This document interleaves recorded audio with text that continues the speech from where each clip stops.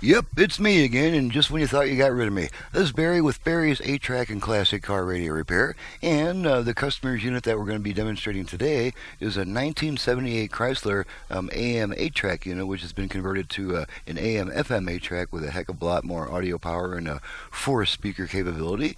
And just a short and sweet test just to verify that everything is working correctly before it ships out to the customers. So let's go ahead and turn it on. I've got it set to FM at the moment. I'm going to turn this light on so you can see the dial pointer a little bit better. This silly light of mine just keeps going out. So there's our pointer. So we'll go ahead and turn it on. I got it tuned to FM at the moment.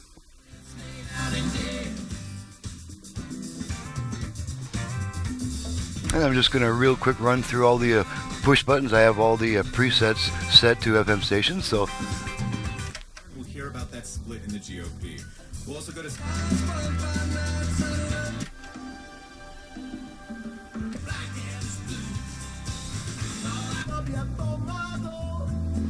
okay, there's our FM, and to switch between AM and FM on this particular radio, you just turn the unit off and then right back on within about half a second. So here we go. Off, on. And now we're on AM. You can hear the familiar sound of AM disturbance and interference. We'll just tune in a couple of AM stations real quick. There's one. Another one.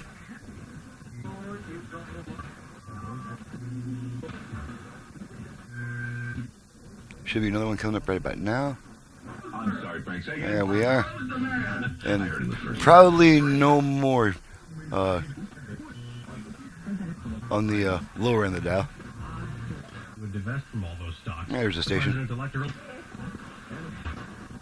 Okay, you get the idea. So we'll turn it back to FM. Off, on. Okay, got kind of lucky there. Just happened to be set to a station. Alrighty, now we're going to bring the output level meters into the picture, get our unit moved out of the way, bring our meters into the picture, so that we can make sure that all 4 speakers are working and that the balance and fader controls work right. So here's the speakers balanced left to right and front to rear. So we're going to rotate our balance control to the left only, right only, left only, right only, and back to center. Okay, now I'm going to demonstrate the virtual front-rear fader on this radio. To activate the fader, you take your tone control and you rotate your tone control 2 quick turns to the right, and each time returning it to its original position. You want to start off with the tone control about the center range so that you've got room to rotate it to the right. And so after we rotate this control twice to the right, then we'll hear 4 beeps through the speakers. After that, you can use that tone control to actually adjust your front-rear fading action. So let's just go ahead and activate this control, and we'll bring our meters back in the picture. Okay, 2 quick turns to the right. 1, 2. There's our beeps. Okay, and now you can see the tone control is adjusting the front-rear faders. Front, rear, front only, rear only. Okay, back to center. And once I take my hand off the control, a couple seconds later it's going to time out and give me 1 beep. And there's our 1 beep to let you know that the setting has been saved, and the tone control is now again just the tone control.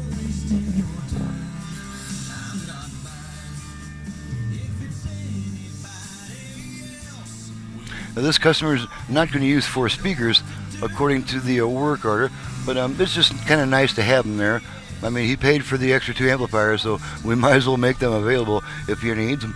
Okay, now we're going to test the 8-track function, and we've got some Tim Weisberg here, so let's just pop old Tim in and see how he's doing today. Be prepared, as I've mentioned before, and one thing I constantly brag about is that I can make the 8-track sound brighter than ever, and give it quite a bit more output power. So you might want to brace yourself for this. Here comes the 8-track.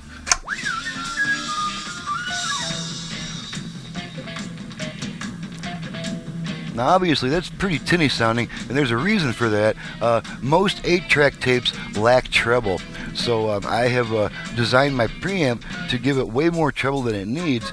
And it's a simple enough manner to reach up on your radio and just turn that tone control down a little bit and temper some of that treble. So let's switch tracks a couple times here.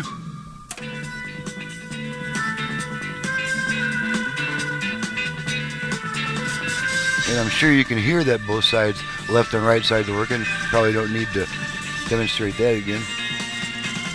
Okay, switch tracks a few more times.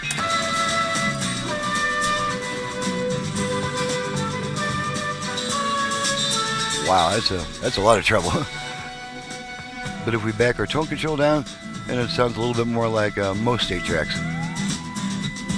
And then you've got plenty of reserve treble. If you pop in an old tape that's been played a lot and it sounds dull and muffled, then you can turn up your tone control and bring that treble back out. So we're going to pull our tape out and make sure the radio comes back on by itself. And there's our radio. And since I had the tone control back down for the tape, the radio sounds a little muffled, so we'll turn the tone control back up.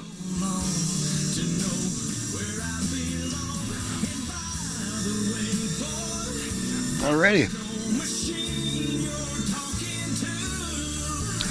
Okay, that completes the test. Everything's working properly. One thing we haven't checked is the dial lighting.